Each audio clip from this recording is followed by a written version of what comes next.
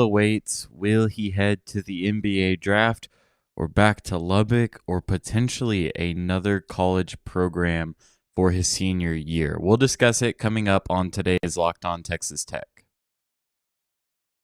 Are Locked On Texas Tech, your daily podcast on the Texas Tech Red Raiders, part of the Locked On Podcast Network, your team every day.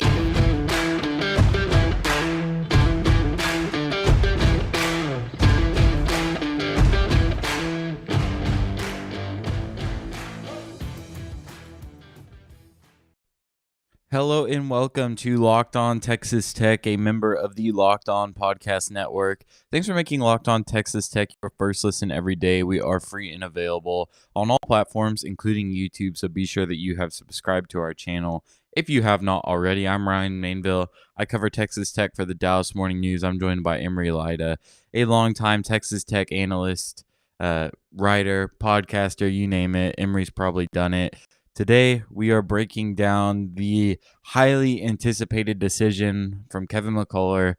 Obviously, released a statement a couple of weeks ago saying, hey, I'm entering the NBA draft while keeping the option open to maintain my college eligibility. And if it comes to that, we'll exercise those options. So some very interesting wording, but I think that this has been really the point of emphasis and attention and anxiety since things with TJ Shannon have kind of died down this past weekend.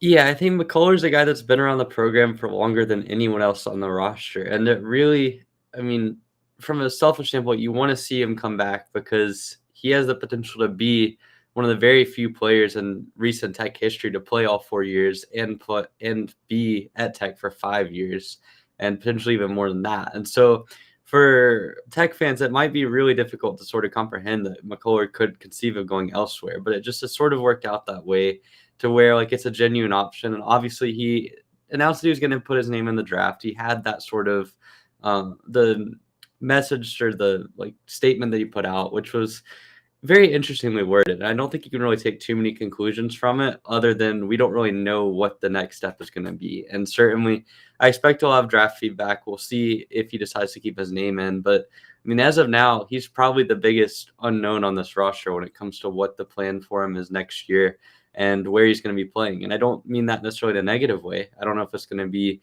in the pros, whether it be in the NBA or overseas, or if it's going to be a transfer option or Texas Tech, which is still a reasonable option. So there's a lot of things McCullar can do, but certainly it's not been good for the heart rate of Tech fans to see just no words from him because you really haven't heard anything on his front. It's not like TJ where there's kind of a lot of leaks one way or the other throughout the weeks leading up to his decision. Yeah, it seems like it's been handled with a very tight grip and not hearing a lot about whether he's swaying one way or another. NBA season just ended, so I think that'll kind of help him just get into more workouts with more scouts and just be around NBA teams more often, seeing, as the lottery teams kind of leave this past weekend. But it kind of makes sense that this is a decision that's worth so much anxiety for Texas Tech fans. It feels like we've seen 3 seasons of Kevin McCullar now, and every year we've been like, there's a clear next step he can take, and it's attainable. I think his freshman year, we saw just a defensive monster that, there was a lot of room for improvement on the offensive end. Last season, or I guess I should say 2021, he really improved on the offensive end. The defense was still really good. You just kind of were waiting to see him become the guy. And then last year, he just battles injuries for most of the season. And he played a good year, a really good year. In fact, 10 points per game, 4.6 boards, 3 assists, almost 1.5 steals, improved the 3-point shot dramatically. But it was a completely different version of Kevin McCullar than we've seen the past few years. He was put into a new role, which he wanted, which was to play point guard for this team.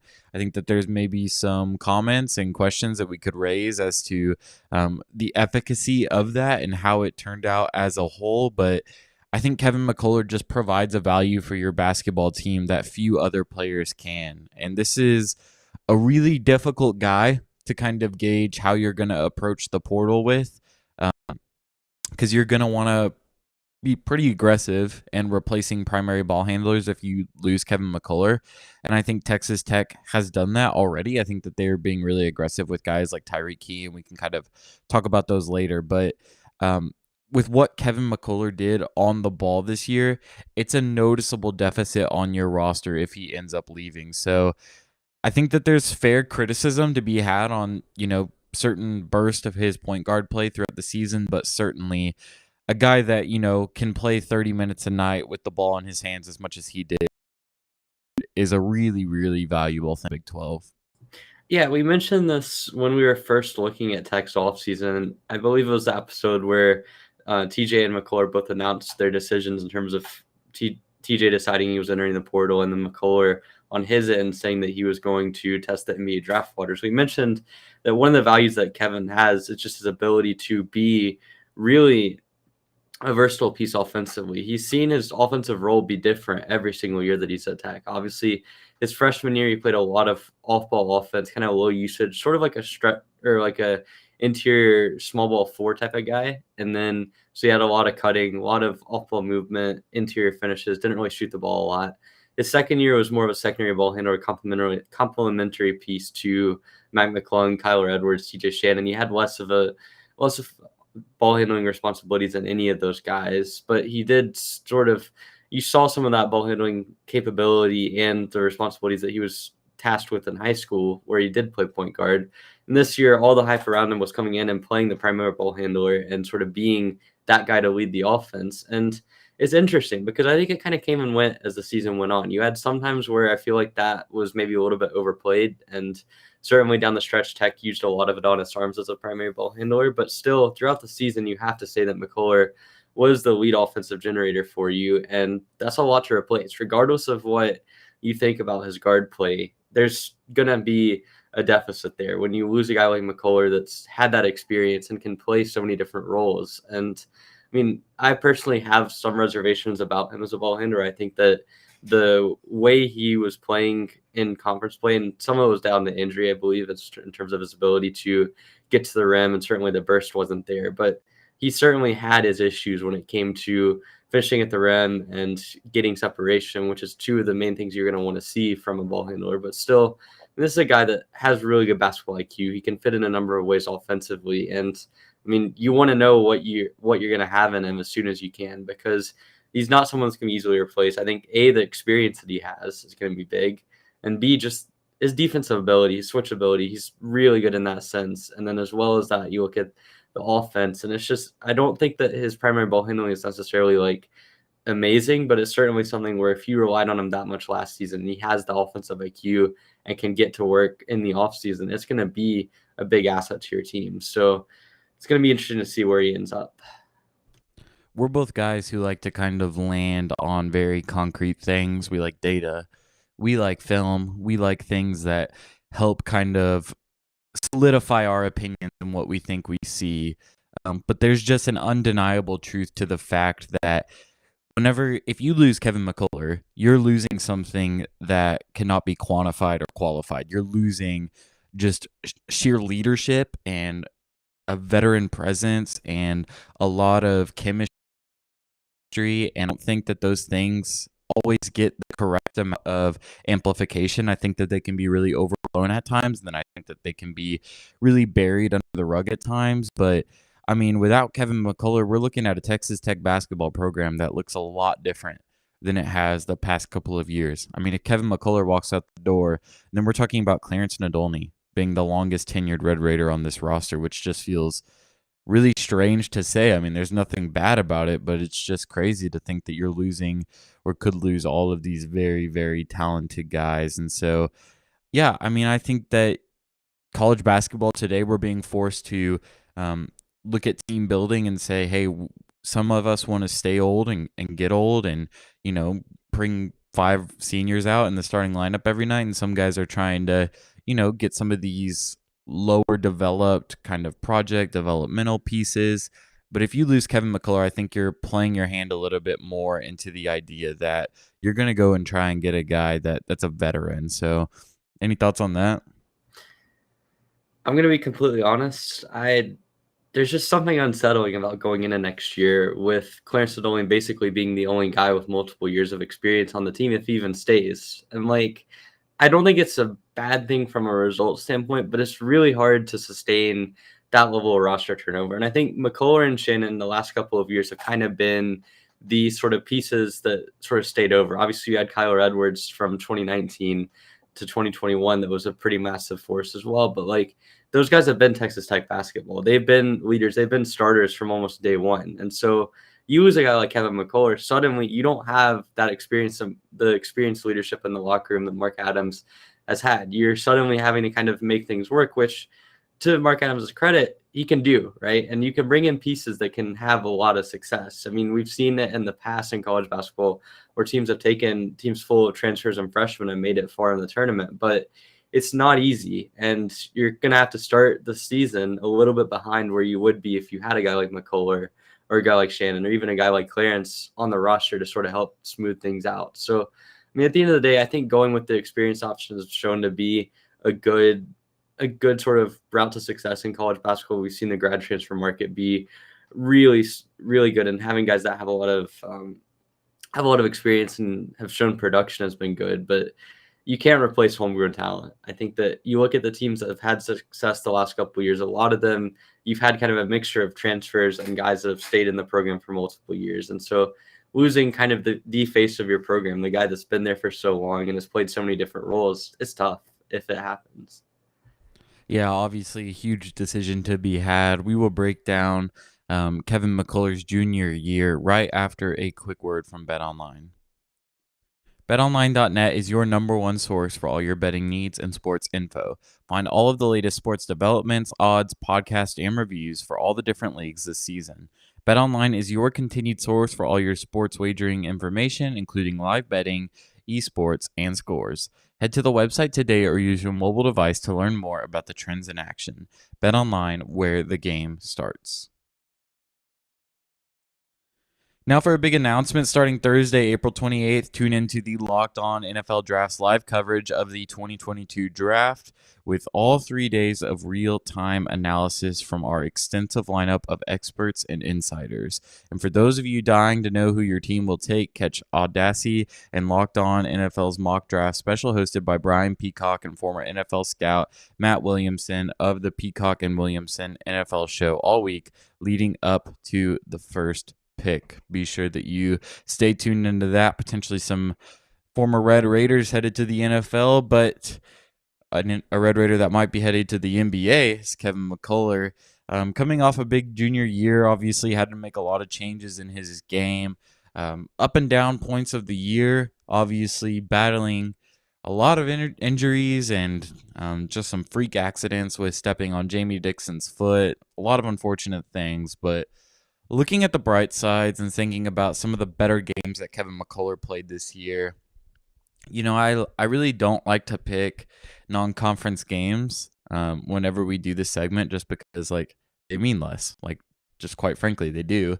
And so, like, he had, like, a monster game against Grambling early in the year where he played almost 40 minutes and just played like an absolute nightmare on offense, and then another pretty good game against Arkansas State. But genuinely, I think one of the best games of the season for him might have been against Baylor in Waco. He had 12 points in that game, 5 assists, 6 boards, 3 steals, 2 turnovers, shot 5 of 8 from the field, 2 of 5 from deep, and played 31 minutes after very recently being injured. I thought that for him to come out and play that game at the level that he did, it was really, really impressive. And I know that that's the game that kind of a lot of people will crown as the Adonis Arms game, and rightfully so. I mean, Arms had a tremendous impact on that game, but Kevin McCullar, I think that that was really some insight into what he could be at his peak. Just a really, really aggressive on-ball defender, moving the ball well on offense and then scoring at an efficient clip. I thought that that game got a really, really good confidence boost to him and showed a lot of what he can be. Yeah, for me, the Baylor game was far and away McCullar's most impactful game of the year. Sure, he might have had a couple of games that were better from a box score standpoint. And I do think in terms of pure quality of play, maybe it was matched at times in some of the games that he had certainly in the tournament, I feel like the game against Duke is a good shout where he had really, for me at least, a really good effort in that game and that was probably the best he looked all year in the half court from his ability to get to the rim and score efficiently. But the Baylor game sticks out because he was just coming off an injury. It was his first game back from the original ankle injury, and he was limping for a good portion of that game. I did not think he was going to be able to make it in the second half. And yet he found a way. He found a way to compete and to really fit into the lineups Tech was running. And Baylor at that time still was playing their 3-guard setup. So it was like that. I don't know if they were at full strength yet. I think LJ Cryer was already kind of breaking down a little bit from an injury standpoint, but Baylor ran the 3-guard lineup quite a bit, which meant that guys like McCullar that were having to play on that one ankle, he was going to have to be able to defend well, and he still managed to do that. His defensive effort was there, even if he didn't quite have the mobility that he normally does. His transition passing in that game was absolutely phenomenal. Like, if you want to look at one really sort of minute detail throughout the season that really helped out Tech, it was his ability to find open lanes in transition and really sort of attack there. And I think that Baylor game got flipped on its head because of McCullar's ability to sort of make things happen at a faster pace. And obviously the efficiency numbers look really good from that game. He had 12 points, 5 assists, 2 turnovers, had the 3 steals, also had 2 threes, which was a good game from him on that front. But for me, it was just the sort of on-court leadership he provided as well. Like, not having TJ Shannon still, having McCullar back, not knowing what he was going to be able to do in that game, to be able to get such a good lift from him.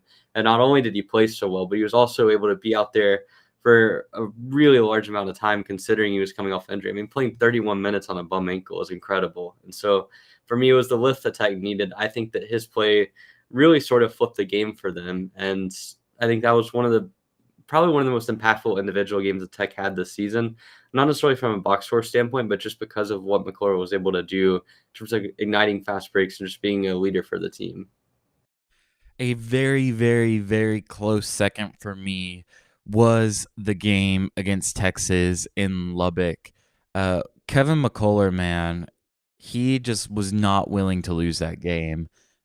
Just consistently forced himself to the rim, forced contact, and got to the free throw line 15 times, which is pretty remarkable. In fact, so remarkable that only 2 other Red Raiders have done that since 2010. Emery, got any guesses? One of them's got to be Keenan Evans. Keenan Evans did it twice, once against Texas and once against Nevada. Okay, so I know TJ shot 13 times against West Virginia in 2020. Did he have any to go back a couple more years? Couple more years? Quite a few more years. Quite a few more years. It wasn't Roberson, was it? It was not. Let me think. Not Crockett either. Mm-mm. So is it between 2014 and 2020, or is it Nope, before? gotta go back even earlier. Oh man. One more guess. You have a single guess remaining. Singletary? Mike Singletary also did it twice, once against Oklahoma, once against Got UT it. Arlington. So that's pretty rare air to be in, man. And Kevin McCullar played 32 minutes, which is the least in that group. Only scored 19 points that game, which is pretty remarkable to think about. But yeah, I think that game distinctly points out as just clearly seeing Kevin McCullar as the leader and the aggressor of this team. That Texas game will forever be ingrained in memory. And then I think I was really impressed with Tennessee at Madison Square Garden and also the game against Duke. Yeah, for me, the Duke game is kind of one of the more impressive games that he had all season. You mentioned the Texas game, and I feel like that's a good shout. Certainly, I mean, you want to talk about the pure energy that he provided in that game, being able to get to the line 15 times. I think he drew. I don't want to misquote this, but I believe he drew double-digit fouls on Texas in that game, which is ridiculous to have a single player that, outside of that one game, really doesn't have an outstanding foul rate across the entire season. For him to be able to draw that many fouls was incredible, and just the effort he played with, the entire roster on that night played with an extra bit of energy, extra chip on their shoulder. But McCullar was even further than that, if that makes any sense. But one more game I think that really stands out is the Notre Dame game. And I think with that one, it just comes down to his ability to be composed. I feel like he had really rough points in that game as well. And obviously some of the decision making he had offensively was not there. But at the same time, I mean, he had some moments. Obviously, the dunk that probably shouldn't have counted is one that kind of stands out to you. But certainly, I mean, his ability to get a couple of really key defensive stops, his off-ball defense in that game was really good. And then from a scoring standpoint, he ended up with 14 points. And really, for me, just kind of was able to keep Tech afloat in that one. I don't think it was his prettiest game, but one that kind of showed off his toughness. I like the pick. I think it's a really key game to point to and just be like, yeah, that's the Kevin McCullar brand, and that's how he wins games. But the question everybody's asking is what happens next, and we will discuss it coming up. All right. It's the big question. What does Kevin McCullar do? Where does he go? NBA draft, overseas, another college game, back to Texas Tech. I mean, I picked up on this on boards and just scrolling Twitter the past couple of days. Do you think that Texas Tech's recruitment over the last couple of weeks, specifically guys like Tyreek Key, who by all accounts, Texas Tech is in seventh gear trying to recruit right now, guys like Antonio Reeves, does that signal to you that Texas Tech is trying to brace for the impact of Kevin McCullar being gone, almost like they're foreseeing it? No, because you look at all the other guards they're losing. Like, I mean, you're already losing Adonis Arms. You're losing Davion Warren. You're losing TJ Shannon. Obviously, you don't know what Clarence is going to do. You don't know what McCullar is going to do. Like, when you have anywhere from 3 to 5 ball handlers that you're going to be missing from last year, and you're bringing in a couple of freshmen, but unproven freshmen at that, like, it's natural to go after really high level scorers. And I'm not saying that that couldn't be the case, that they know something that we don't about McCullar not coming back. But at the same time, like, for me, the recruitment of natural scorers and just guys that have produced at a high level at mid majors, or even in some cases in higher majors, like, that doesn't seem all that unnatural to me. I feel like you'd be doing that regardless, just because of the sheer amount of guards that you lost from last season. And I mean, we saw it last year as well. You brought back McCullar and Shannon, and you had the potential. You obviously brought back Clarence as well and had Malik Wilson coming in. And yet Tech was still really hard on some grad transfers and guys that were high usage players at low majors as well. And they kept that up even after they started getting guys on board. So it's never a bad thing to have too many ball handlers and too many guys that can score. So, I mean, I don't think it's anything to read too much into. I think if anything, what we should be reading more into is just kind of how McCullar plays the situation now as well, kind of the intel he gets from NBA teams. And then, I mean, if we're 2 or 3 months in and Tech is still really recruiting guys on the portal and Tech's already down to like 0 or 1 scholarships, then I think you could make an accurate assumption about, well, they don't think he's going to be coming back. But until then, I think it's a little bit just speculation. Yeah, so I agree with you completely. I think that it's kind of reading between the lines to try and signal or say that these things are signaling one thing or the other. I mean, everybody that Texas Tech is going after right now, I think is a really good basketball player.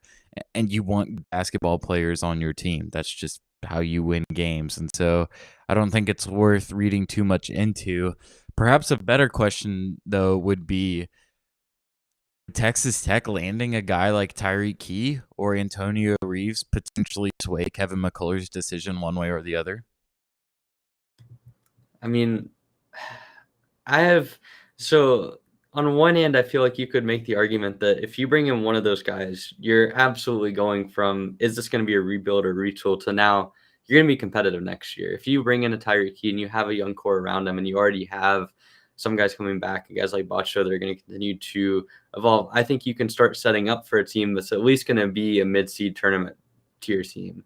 And that's something that I would have to think would naturally sway McCullar. The flip side, and the one that's harder to predict, would be what's his role going to be on that team. And it depends on, does he want to be a primary ball handler and be the guy, which if Tech brings in Tyreek Key, it's impossible to know exactly how that would work out from a ball handling standpoint. But he is a guy that knows how to operate with the ball in his hands, has been a high usage scorer.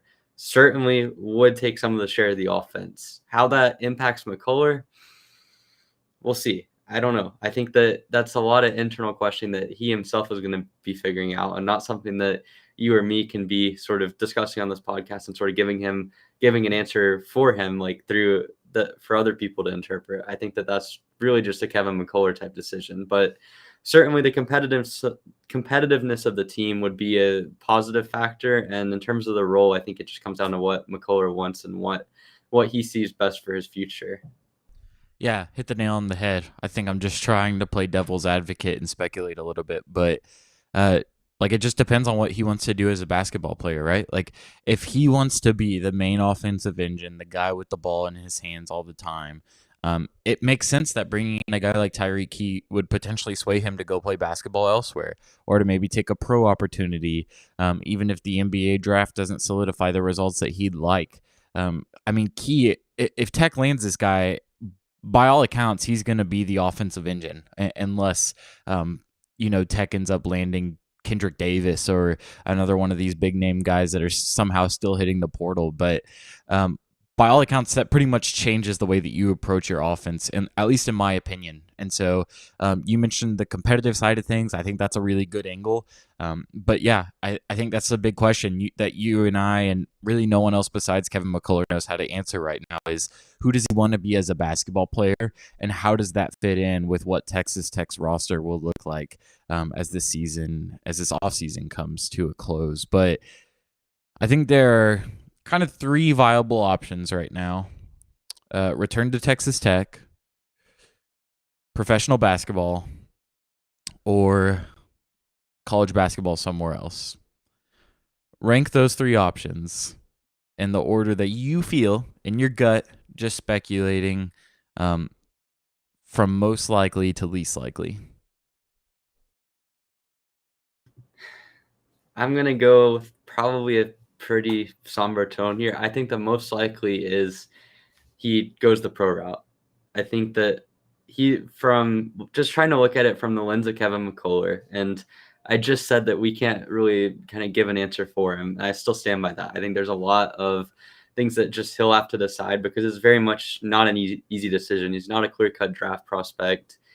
His role at Tech isn't even clearly defined. I think his role at any other team is going to be kind of difficult, especially if you're looking at a high major team and one that's going to be competing on the national stage, which by all accounts would be the type of interest that he would be receiving. But for me, I think that just going pro, he's already had 4 seasons at this point in a college program. He's played for 3 of them.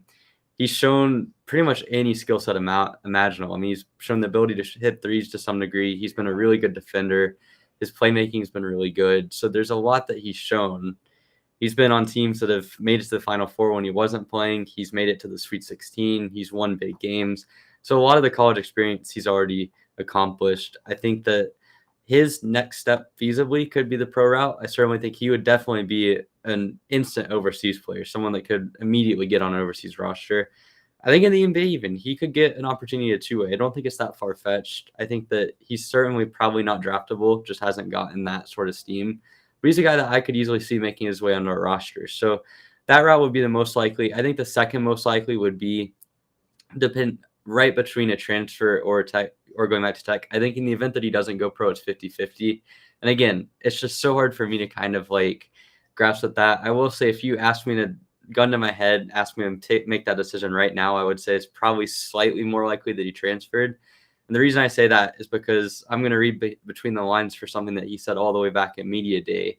And the eagerness he was talking to Fran Fraschilla about being the primary ball handler.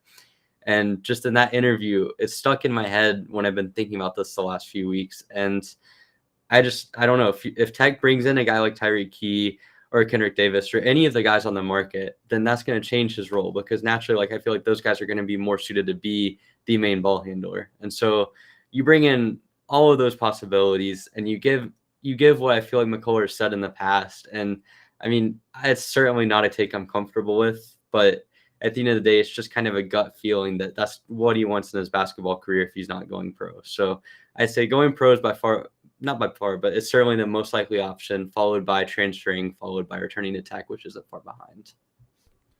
You received the hot take lower third for that, man. Dropped dropped a little bit of a bomb on us here, but I think I'm in agreement with you, and I think that's something that we haven't heard. Like, this is just speculation on my part.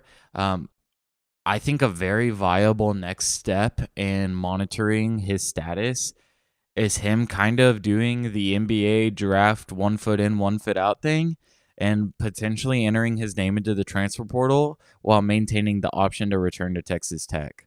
I think realistically, I think it would at least be worth for him to have conversations with other programs, kind of flesh out what his potential role could be, and make a decision from there. Like, if I'm a player and I'm wanting to be the guy, I'm wanting to play point guard, I'm wanting to have free reign on offense. If that's the shoes that I'm in, that's probably what I'm doing. I'm probably entering the draft, talking to scouts, figuring out where they want me to improve and gain strength. And I'm also entering the portal and saying, hey, can I go run point at Missouri or Michigan State or UCLA? I don't know. I'm just trying to gauge that interest. Now, again, that may not be what Kevin McCullar is interested in. He may want to, come back and play for a competitive Texas Tech basketball team if that's the way that this offseason pans out. But again, it's April. We're left with far more questions than answers at this point, and a lot of those will be standing until June, really. Do you think that's crazy for me to say? The deadline to enter the portal is like May 1st, right? May 1st, yeah. So that's one thing I will sort of front with is don't be alarmed if he enters the portal in the next 2.5 weeks, because it could very well just be him keeping his options open. Because if he goes past May 1st, then at that point, if he's not in the portal, the two options that he has for next season are either going pro or staying at Tech, because he wouldn't be eligible if he's not in the portal by May 1st to transfer and have immediate eligibility. So that decision will be one that you can kind of figure on in terms of eliminating if he doesn't enter the portal. But if he does, still the option's open for him to return to Tech. It's just it would be the right idea to go and field offers. So I don't think you're crazy by any means. I think that any basketball player that sort of has this sort of dilemma on their hands, getting as many sort of inputs as possible and figuring out what's best for them is something that I would always encourage, and something that I feel like should be the route to go, regardless if it's McCullar or any other player. All right, well, all we can do is wait and see, and that's exactly what we'll do. And we thank you for doing just that with us today. Be sure that you subscribe to Locked On Texas Tech wherever you get podcasts so you never miss an update from us or a new episode. Maybe if there's an update on McCullar in the next couple of weeks, you better believe that we'll have an episode up talking about it. So thanks for sticking in. On our feeds and on our YouTube channel. You can keep up with us individually on Twitter. You can follow me at rmainvillelbk. You can follow Emery at eraser41. And you can follow the official Locked On Texas Tech Twitter page at Locked On TTU. Until then, thanks for making Locked On Texas Tech your first listen every day. Now make your second listen Locked On NFL Draft. Ryan Tracy and former NFL cornerback Eric Crocker bring the NFL Draft to life every day with insight and analysis on college football prospects and NFL front offices. It's free and available wherever you get podcasts. Thanks for joining us, and we will see you tomorrow.